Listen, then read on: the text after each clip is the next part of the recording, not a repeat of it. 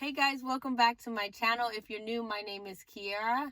I am filming in my car today because I have all my kids are napping and they're just spread out in the house and I did not want to wake them up. So my office is here today. Today, I want to talk about homeschooling and some of the things that go behind the scenes that really affect the quality of homeschooling. Now, you may find some people that do great with homeschooling, it worked out well for them, and then you may find some people that it was just horrible for them. The experience they had was just not a good one, and they did not want to homeschool again. Now, I don't want to say that everyone needs to homeschool, depending on your schedule and some of the things that matter to you. Some people don't really want to homeschool, and there's nothing wrong with that. There's no mom bashing or shaming at all. If you are one of those people who you want to homeschool, but you're noticing that you're having a hard time with it, this one may be just for you. Now, in my other videos, I talk a lot about finding the motive behind why we do what we do. And this is the same thing for homeschooling. If you can find the motive behind your homeschoolings, then you will be able to identify how successful your homeschooling experience will be. There are some people that choose to homeschool out of fear, okay?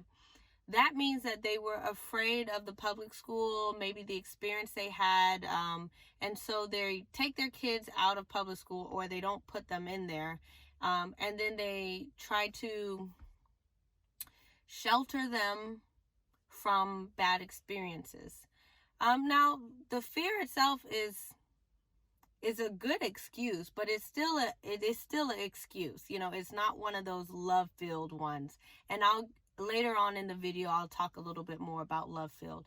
But when we are, I'm going to say we, so that way I don't exclude people. Or I don't want you to think I'm talking about you per se. But when our motives is a fear base, we're more likely to control our kids in an unhealthy way. We're more likely to focus on just grades and tests and not necessarily the progress that was made. When we are fear-based, it's just unhealthy. It's you can feel it. No one wants to do the work. No one's excited about learning. Then you have another approach, another motive, which is the love base. And when you are loved base, you're not afraid. We are not afraid of mistakes. We embrace failure because we know that you use that to fuel you for the next experience. Kids tend to thrive in a love-based homeschool because they know that they're in a safe place where they can thrive. Love-based homeschooling is not worried about grades. This idea that there's grading levels. This was really the public school idea of grouping kids based off of their age and then advancing them in groups. However, homeschoolers tend to do more of the old school one house rule where there's more diversity in ages, and they don't really care about the grading system because it's more so about what did they learn and just continuing going. And when you take the grade systems out, especially for kids that are struggling in a specific area, you're able to really pinpoint what they're struggling with and stay right there until they figure it out. So there's no pressure on hurry up because you have to pass this test. It's more of a, okay, did you understand it? If you didn't, let's just work a little bit harder and we won't go anywhere until you know your multiplications or whatever it is. If you are starting off your homeschooling and you're a little overwhelmed, I just want to encourage you to take your time. It is okay. You're not going to break your children, okay? There are a lot of us that have these unrealistic expectations that our kids need to know everything, and they have to know a lot of stuff, but it should never be stressful in the beginning stages. Preschool, kindergarten, first grade, and second grade, it just shouldn't be the pressure that we put ourselves in. Like, I think there's this unspoken movement of, I want my child to be a genius and I want my child to know everything by the age of 2. And it doesn't work that way.